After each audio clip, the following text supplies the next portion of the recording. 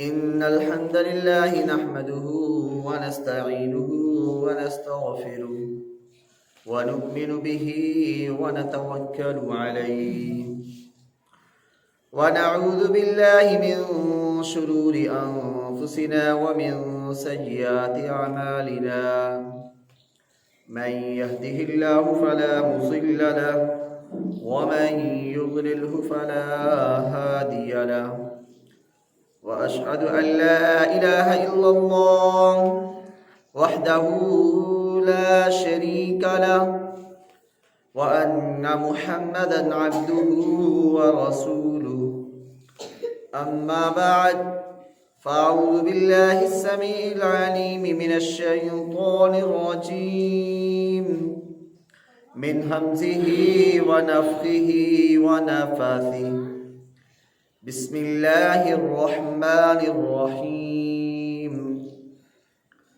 قال الله تبارك وتعالى في القرآن المجيد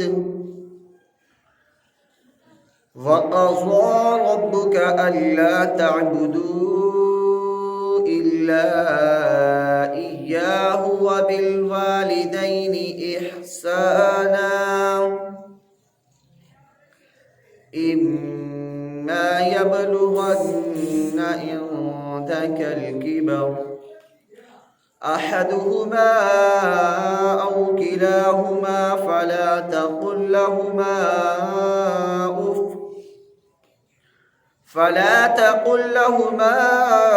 أف ولا تنهرهما وقل لهما قولا كريما واخفض لهما جناح الذل من الرحمة وقل رب ارحمهما كما ربياني صغيرا۔ تمام قسم کی حمد و ثنا، تعریفات، تبلیغات، تکبیرات، تحلیلات، تمام قسم کی تعریفیں اللہ عز و جل کے لیے خاص ہے، کیونکہ وہی رب العالمین ہے، وہی ہمارا خالق و مالک ہے، وہی ارض و سما کا مالک ہے، وہی ہے جس نے ان زمینوں اور آسمانوں کو تخلیق کیا اور انسانوں کو اور جنوں کو پیدا کیا۔ جب انسانوں کو پیدا کرنے کا ارادہ فرمایا تو فرشتوں نے مشورہ دیا کہ یا رب ہم تیری عبادت کے لیے کافی ہیں۔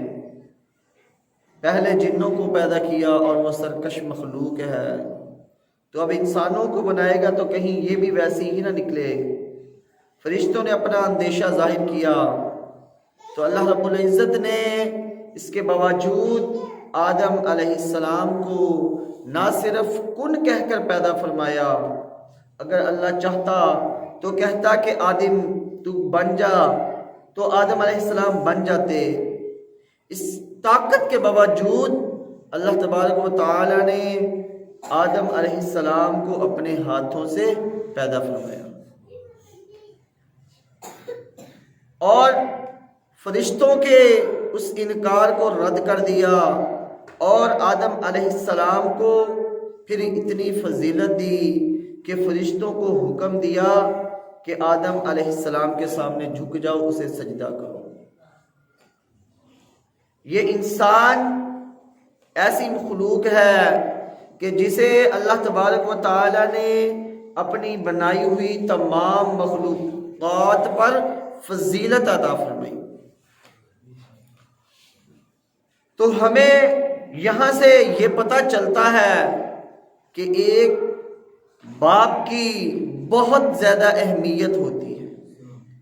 پھر اللہ تبارک و تعالی نے جب اماں حوا کو پیدا کرنے کا مرحلہ آیا تو انہیں اپنے ہاتھوں سے تخلیق نہیں کیا، بلکہ آدم علیہ السلام کی پسلیوں سے پیدا فرمایا۔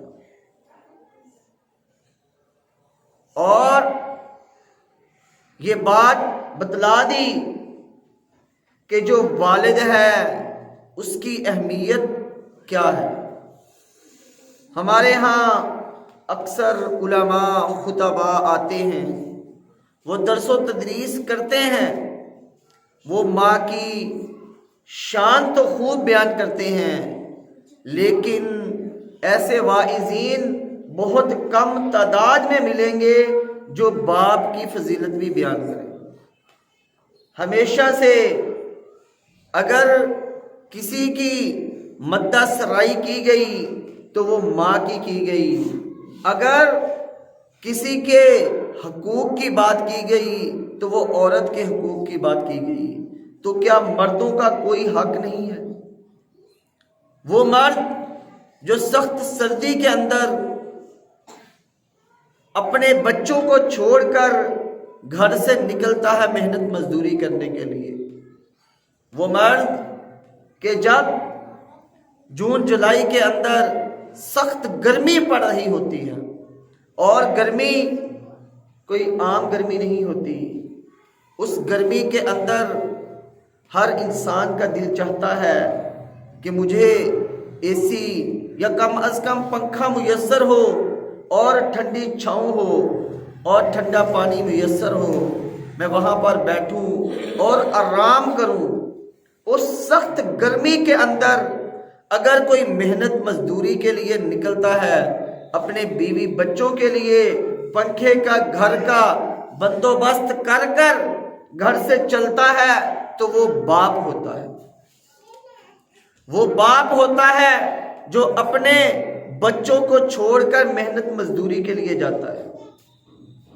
اور یہیں پر اس بات کی بس نہیں ہوتی، بلکہ وہ سخت گرمیوں میں 10 سے 12 گھنٹے محنت مزدوری کرتا ہے، اور زمین سے اینٹوں کو اٹھاتا ہے، دوسری تیسری حتیٰ کہ 7ویں منزل تک انہیں لے کے جاتا ہے اپنے کاندھوں پر رکھ کر۔ تو اس باپ کی شان تو قرآن و حدیث میں موجود ہیں، لیکن ہمارے ہاں اس باپ کی اہمیت کو اجاگر کرنے کی ضرورت ہے، اور صرف ضرورت ہی نہیں، انتہائی ضرورت ہے۔ کیونکہ آپ دیکھتے ہیں، اور میرا بھی یہ مشاہدہ ہے کہ والد بوڑھا ہو گیا ہے، لاغر ہو گیا ہے، لیکن اولاد اسے سہولتیں دینے کی بجائے، اسے گھر پر بٹھا کر کھانا کھلانے کی بجائے یہ کہتی ہے کہ بابا جی نکلو جا کے محنت مزدوری کر کے رہو۔ اور پھر کچھ تو ایسے بیچارے بزرگ ہوتے ہیں کہ جنہوں نے زندگی کے اندر کبھی کسی کے سامنے ہاتھ پھیلایا نہیں ہوتا، تو وہ جب جاتے ہیں سارا دن اڈوں کے اوپر کھڑے ہو کر، اور ان کو کوئی یا تو غریب سمجھ کر کچھ ان کی امداد کر جاتا ہے کہ یہ بزرگ ہے بیچارہ سارا دن سے کھڑا ہوا ہے، میں اس کی کوئی امداد کر دوں، اور یا کوئی رحم دل انسان ہوتا ہے جو ان کو کہتا ہے کہ چلو آپ میرے ساتھ، میرے گھر میں یہ کام ہو رہا ہے، آپ سے جتنا ہو آپ کر لینا، باقی ٹائم آپ آرام کر دو۔ ایسے اللہ قلیل ہی ہوتے ہیں، ورنہ کوئی تو ایسے بھی ہوتے ہیں جو سارا دن وہاں پر کھڑے ہو کر شام کو بھوکے پیٹ اپنے گھر میں واپس لوٹ جاتے ہیں۔ تو یہ باپ ہوتا ہے جو محنت مزدوری کرنا بڑھاپے کی آخری عمر تک بھی نہیں چھوڑتا، اور ہم اس والد کی قدر نہیں کرتے۔ والد، ہم کہتے ہیں کہ ہماری ماں کے قدموں کے نیچے جنت ہے، اور ہم یہ نہیں سوچتے کہ جو ہمارا باپ ہے اگر ہماری ماں سے راضی نہ ہوا تو ہماری ماں خود بھی جنت میں نہیں جا سکتی۔ جس کے قدموں کے نیچے جنت ہے، اگر اس سے خامد راضی نہ ہو تو خدا کی قسم وہ کبھی اپنے اعمال کی وجہ سے جنت میں نہیں جا سکتی۔ اگر وہ جنت میں جائے گی تو اپنے خامد کو راضی کر کے جنت میں جائے گی۔ اگر وہ خامد کی نافرمان ہے، خامد کی بات نہیں مانتی، اپنی اولاد کی صحیح تربیت نہیں کرتی، جیسا کہ قرآن و حدیث نے اسے حکم دیا ہے کہ اپنی شرمگاہ کی حفاظت کر، اپنے خاوند کے مال کی بھی حفاظت کر۔ اگر وہ نہ تو خاوند کے مال کی حفاظت کرتی ہے، نہ ہی اس کی عزت کی حفاظت کرتی ہے، نہ اس کی اولاد کی اچھی تربیت کرتی ہے، اور خاوند اس سے راضی نہیں ہوتا، تو پھر وہ جنت میں جائے گی، یہ اس کا وہم و گمان ہو سکتا ہے۔ حقیقت میں وہ جنت سے ہمیشہ کے لیے دور کر دی گئی، کیونکہ وہ قرآن و حدیث کی مخالفت کر رہی ہے، اپنے خاوند کی مخالفت کر رہی ہے۔ ہم میں سے بعض بھائی ہوتے ہیں، ان کی بیویاں انتہائی چاتر و چلاک ہوتی ہیں، وہ انہیں ایسے رکھتی ہیں جیسے گھر میں غلام رکھا ہوا ہے، جیسے گھر میں نوکر ہے، بس اس نے اس کی ضرورتیں پوری کرنی ہیں اور اس نے آگے سے صرف حکم چلانا ہے کہ اللہ کی بندی، تجھے گھر میں تیرا خاوند کھانے پینے کی ہر چیز کی ضرورت کی چیز جو تیرے لیے ضروری ہے وہ تجھے مہیا کر رہا ہے، اگر تو پھر بھی اس کی اطاعت نہ کرے تو یہ تیری بدبختی ہو سکتی ہے۔ حالانکہ عورت کے لیے جنت میں جانا انتہائی آسان ہے، اسے زیادہ محنت کرنے کی ضرورت نہیں۔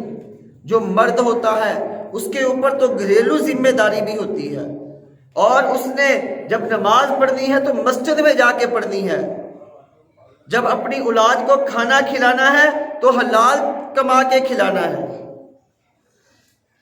اس کے لیے اسے ٹائم چاہیے ہوتا ہے۔ عورت فارغ ہے گھر میں، صرف نماز پڑھے، روزہ رکھے، اگر زکوٰۃ اس کے اوپر فرض ہے تو وہ بھی اس کے خاوند نے اس کی طرف سے ادا کرنی ہے۔ اگر اس کے پاس طاقت ہے، مال ہے، تو حج کرے اور اپنے خاوند کی فرما برداری کرے اور وہ جنت میں چلی جائے گی۔ صرف 5 اعمال کرے، نماز، روزہ، حج اور خاوند کی فرما برداری، اور اگر زکوٰۃ فرض ہے تو ادا کرے، جنت میں جانے کے لیے اس کو آسانی ہے۔ لیکن اگر پھر بھی عورتیں جہنم میں زیادہ دیکھی گئیں تو اس کی وجہ کہ وہ اپنے خاوندوں کی نافرمان ہیں اور وہ ناشکری ہیں۔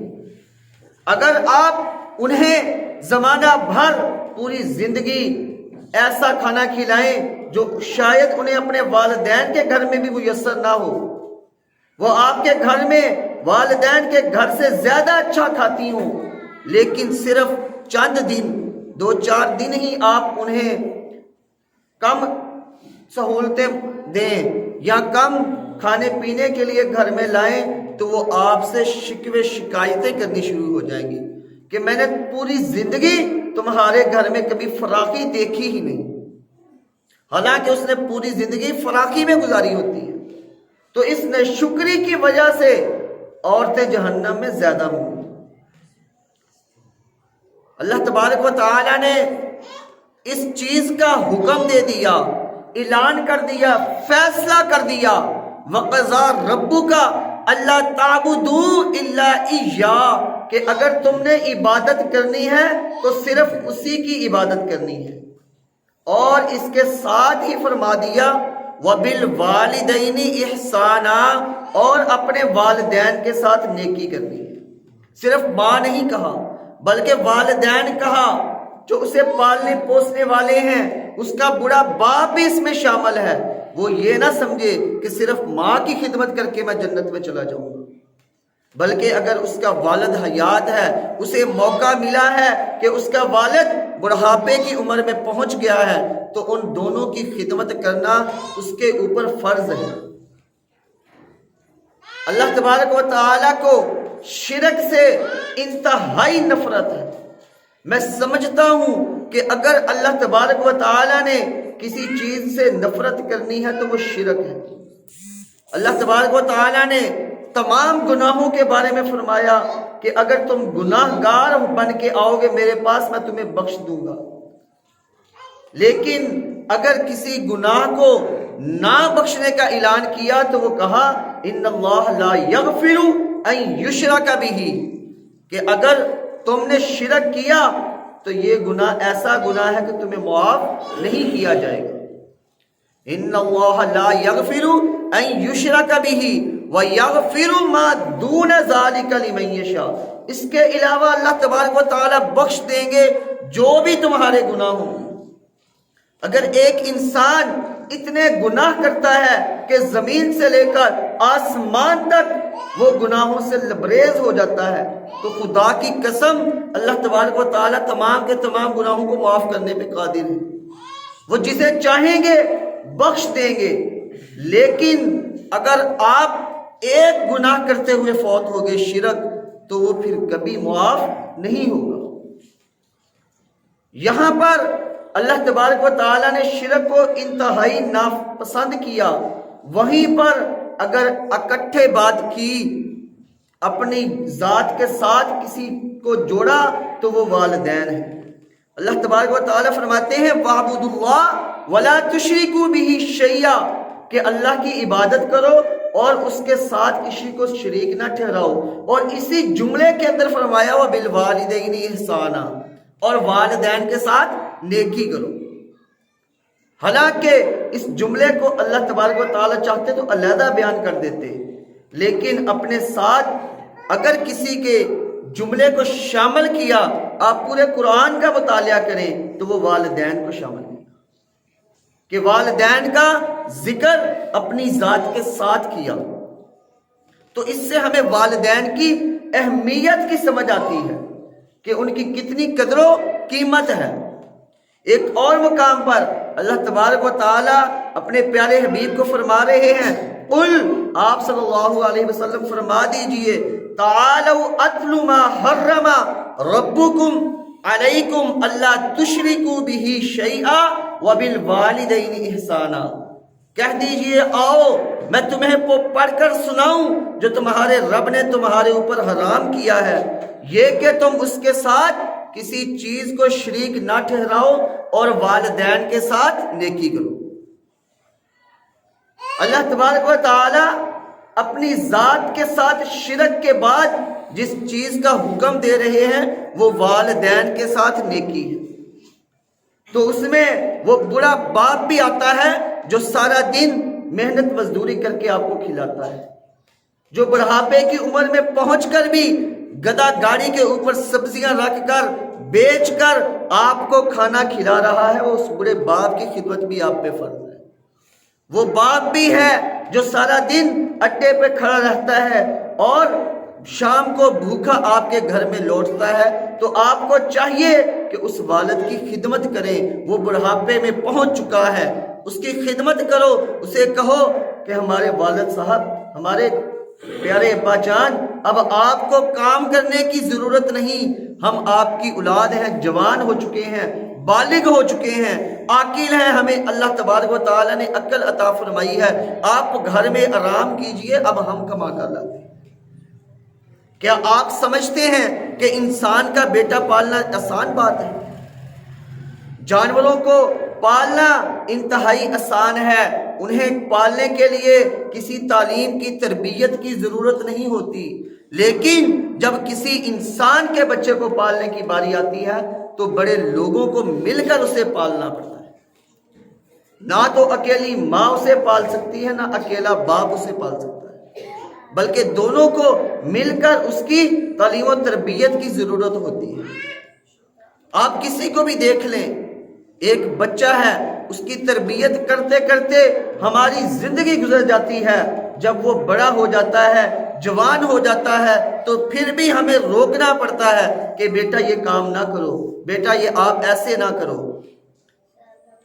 और वो समझता है कि मैं इतना आकिल हूं, मैं इतना ज्यादा अक्लमंद हूं कि मुझे अब बाप के या भाई के बड़े की मशवरे की जरूरत नहीं। तो ये उसकी गलत फहमी है।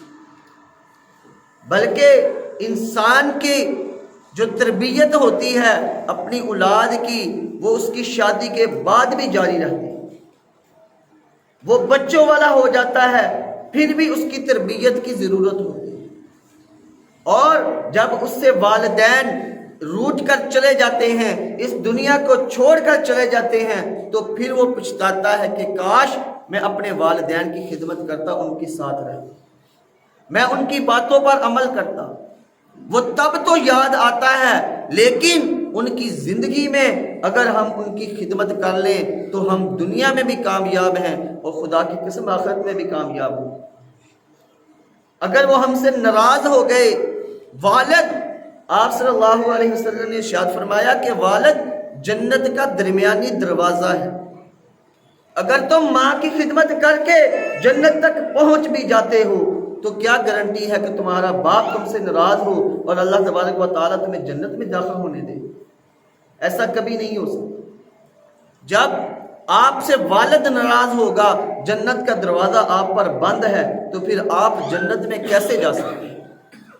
تو اسی لیے میرے بھائیوں، میری ماؤں بہنوں، جو سننے والے ہیں، سامعین تمام، یہ کوشش کریں کہ ہم نے اپنے ماں باپ کی خدمت کرنی ہے، صرف اپنی ماں کی نہیں بلکہ اپنے والد کی بھی خدمت کرنی ہے۔ آپ صلی اللہ علیہ وسلم نے ارشاد فرمایا، رضا اللہ فی رضا الوالدین، کہ اللہ کی رضا والدین کی رضا میں ہے۔ اگر تم سمجھتے ہو کہ ہم نے اپنے رب کو راضی کرنا ہے تو اپنے والدین کو راضی کرو۔ وَسُخْطُ اللَّهِ فِي سُخْطِ الْوَالِدَيْنِ، اور اگر سمجھتے ہو کہ ہم سے ہمارے والدین ناراض ہیں تو گویا اللہ بھی تم سے ناراض ہے۔ اللہ کی ناراضگی تمہارے والدین کی ناراضگی میں۔ اگر ماں باپ تم سے ناراض ہیں تو اللہ بھی ناراض ہے۔ تو اس لیے تیاری کریں اور اپنی آخرت کی زندگی کی فکر کریں۔ وَمَا الْحَيَاةُ الدُّنْيَا إِلَّا مَتَاعُ الْغُرُورِ، یہ دنیا کی زندگی دھوکے کے سامان کے علاوہ کچھ نہیں۔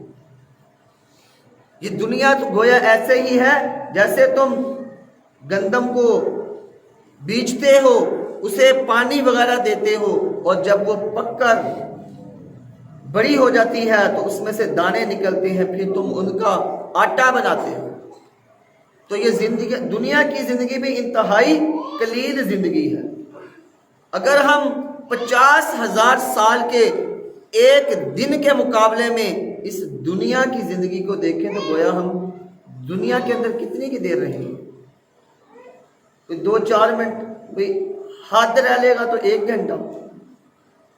اگر 100 سال کا بھی بندہ ہو تو وہ گویا 1 گھنٹہ قیامت کے مقابلے میں دنیا کے اندر ٹھہرا ہے۔ تو آپ اپنی اتنی لمبی زندگی کو خراب کر رہے ہیں صرف اپنے چند دنوں کے لیے جو آپ نے دنیا میں گزارنے ہیں۔ یہ دنیا کی زندگی انتہائی چھوٹی زندگی ہے۔ یہ تو گویا ایسے ہے جیسے آپ پلک جھپکتے ہیں اور آنکھ دوبارہ کھلتی ہے تو دنیا کی زندگی ختم ہو چکی ہے۔ آخرت کی زندگی اصل زندگی ہے، وہ ایسی زندگی ہے کہ جو نہ ختم ہونے والی ہے، جہاں پر موت کو بھی موت آ جائے گی۔ اگر کسی نے مرنا ہوتا تو جنتی اس خوشی میں مر جاتے کہ موت کو اب موت آ گئی ہے، اور جہنمی اس غم سے مر جاتے کہ موت کو اب موت آ چکی ہے۔ تو اس لیے میرے بھائیوں، والدین کی خدمت کریں، ان کی زندگی کے اندر انہیں راضی کر لیں۔ اگر کسی کے والدین حیات ہیں تو وہ اپنے والدین سے گلے ملیں، ان سے کہیں کہ بابا جانی آپ مجھ سے راضی ہو جائیں۔ میں گارنٹی دیتا ہوں کہ کوئی باپ ایسا نہیں کہ جو اپنے بیٹوں سے ہمیشہ ناراض رہے۔ آپ ان کے ساتھ حسن سلوک کریں، ان کی خدمت کریں، وہ 1-2-4 دن میں آپ سے ضرور راضی ہو جائے گا۔ آپ جو ان کو کام ناپسندیدہ ہیں وہ کام چھوڑ دو۔ ہاں، اگر وہ آپ کو شرک کا حکم دیتے ہیں تو یہاں پر ان کی نافرمانی جائز ہے، یہاں پر آپ ان کی نافرمانی کر سکتے ہیں کہ اگر وہ آپ کو حکم دیتے ہیں کہ آپ نماز نہ پڑھنے جاؤ، آپ روزہ نہ رکھو، آپ یہ بتوں کی عبادت کرو، تو ایسا تو ہمارے ہاں کوئی والدین حکم نہیں دیتا، تو پھر ہمیں انہیں ان کی زندگی میں راضی کرنا ہے۔ آپ صرف اپنے والدین سے اتنا کہہ دیتے ہیں نا، بابا جانی آپ فکر نہ کریں، ہم ہیں، آپ بے فکر ہو کے گھر میں بیٹھیں، آپ کو جس چیز کی طلب ہو اس کا ہمیں حکم کیجئے، ہم بجا لائیں گے، تو گویا ان کی زندگی چند سال بڑھ جاتی ہے۔ صرف ان کا خون نہیں، ان کی زندگی بھی بڑھ جائے گی۔ ان کی زندگی کے اندر ان کی خدمت کیجئے۔ ہم کیا کرتے ہیں؟ والدین کو جب وہ زندہ ہوتے ہیں تو کھانے پینے تک کے لیے تنگ ہوتے ہیں، اور جب وہ مر جاتے ہیں تو پھر ان کی طرف سے صدقہ کے نام پر 10 دیگیں بانٹ دیتے ہیں۔ اگر یہی 10 دیگیں ان کی زندگی کے اندر ان کو کھلائی ہوتی تو شاید وہ مر ہی نہ رہے ہوتے۔ اگر وہ مرتے بھی تو اتنے دکھ میں تو نہ مرتے کہ میری اولاد میری خدمت نہیں کرتی، وہ خوشی خوشی دنیا سے جاتے کہ میری اولاد فرما بردار ہے، میرے بعد میری بیوی کا خیال رکھ لے گی۔ اگر آپ اتنی گندی اولاد ہوں گی کہ اپنے والدین کو ان کی زندگی میں ہی تنگ کیا ہوگا، تو وہ جب دنیا سے جا رہا ہوگا تو وہ سوچے گا پتہ نہیں میرے بعد بھی یہ میرے باقی جو چھوٹے بچے ہیں یا میری بیوی ہے اس کی خدمت کریں گے یا نہیں کریں گے، اس بیچاری کا کیا ہوگا۔ تو آپ اپنے والدین کو راضی کر لیں اس سے پہلے کہ آپ دنیا سے چلے جائیں، اور دنیا سے جانے کے لیے کسی کی عمر کی کوئی شرط نہیں ہے۔ لازمی نہیں ہے کہ میں نے یہاں سے اترنا ہے اور اپنے گھر جانا ہے۔ یہ بھی ضروری نہیں کہ ہم نے نماز پڑھنی ہے، ہو سکتا ہے نماز کھڑی ہونے سے پہلے ہمیں موت آ جائے، اور موت نے جب آنا ہے اس نے عمر نہیں پوچھنی، یہ نہیں پوچھنا کہ تجھے موقع ملا تھا یا نہیں ملا تھا۔ موت کا جو وقت مقرر ہے اجل مسمى، اس میں 1 منٹ کی آدھے سیکنڈ کی بھی ادھر ادھر تاخیر نہیں ہوگی۔ جہاں پہ لکھی ہے، جس حال میں لکھی ہے اس حال میں اور وہاں پر آ کر رہے گی۔ تو اس لیے موت کی تیاری کریں اور اپنے آپ کو اپنے گھر والوں کو جہنم سے بچائیں۔ اللہ تبارک و تعالیٰ سے دعا ہے کہ اللہ رب العزت ہمیں والدین کی فرما برداری کرنے کی توفیق عطا فرمائے۔ وآخر دعوانا الحمدللہ رب العالمین، آمین۔